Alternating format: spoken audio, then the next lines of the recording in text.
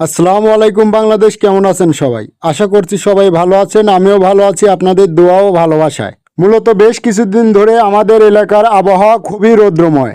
এই সময়টাতে আমাদের এলাকার কৃষকেরা খুবই ব্যস্ত হয়ে পড়ে। আমিও সবার ন্যায় এই সময়টাতে একটু বেশি ব্যস্ত। মূলত গতকালকে আমাদের এই জমিতে সেচ দেওয়া হয়েছিল। তো মূলত গতকালকে আমি দূরের জমিতে স্প্রে করতে যাওয়ার কারণে এই জমিতে আসতে পারিনি, বা আসার সময় সেভাবে হয়ে ওঠেনি। তো মূলত এই জমিতে গতকালকে না আসার কারণে এই জমিতে সারও দেওয়া হয়নি। তো আজকে রোদ ওঠার পরেই সার নিয়ে জমিতে চলে আসলাম। তো আজকে আমি এই জমিতে যেগুলো প্রয়োগ করব সেগুলো হলো ইউরিয়া, সালফেট, জিঙ্ক আর বোরন। তো চলুন একটু জেনে আসি এগুলোর কাজ কি বা কিভাবে এগুলো কাজ করে। তাহলে প্রথমে শুরু করি ইউরিয়া দিয়ে। ইউরিয়া সারে প্রায় 46% নাইট্রোজেন থাকে। ইউরিয়া সারের প্রধান কাজ হলো শিকড় বৃদ্ধি, পর্যাপ্ত পাতা, ডালপালা তৈরি করতে সাহায্য করা, গাছের সবুজ রং ধরে রাখে এবং তাজা রাখে, ক্লোরোফিল উৎপাদনে সাহায্য করে। এটি পানিতে এবং মাটিতে দ্রুত মিশতে পারে, তাই গাছ দ্রুত শোষণ করতে পারে। তবে ইউরিয়া সার বেশি মাত্রায় প্রয়োগ করলে ফসল ও মাটি দুটোরই ক্ষতি হয়। চলুন এবার জেনে নিই বোরনের কাজ কি।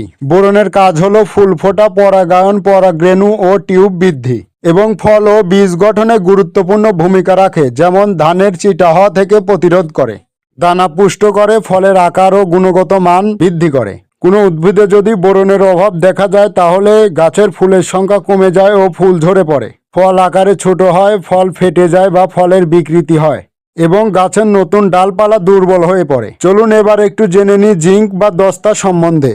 জিঙ্কের প্রধান কাজ হলো এটি গাছের বৃদ্ধি নিয়ন্ত্রণকারী হরমোন যেমন অক্সিন উৎপাদনে সাহায্য করে, যা শিকড় ও কাণ্ডের বৃদ্ধি ঘটায় এবং গাছের সার্বিক বিকাশ নিশ্চিত করে। জিঙ্ক উদ্ভিদের জন্য অনেক গুরুত্বপূর্ণ। এনজাইমের কার্যকারিতা বাড়ায়, যা গাছের বিপাকীয় প্রক্রিয়া সচল রাখে। এবার জেনে নিই ম্যাগনেসিয়াম সালফেটের কাজ। এটি উদ্ভিদের শিকড় থেকে অন্যান্য পুষ্টি উপাদান যেমন পটাশিয়াম, ফসফরাস গ্রহণে পাম্প হিসেবে কাজ করে।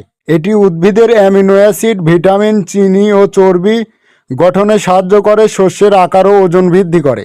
তো আজকের মতো এই পর্যন্তই। সবাই ভালো থাকবেন, সুস্থ থাকবেন আর আমার জন্য দোয়া করবেন। আল্লাহ হাফেজ।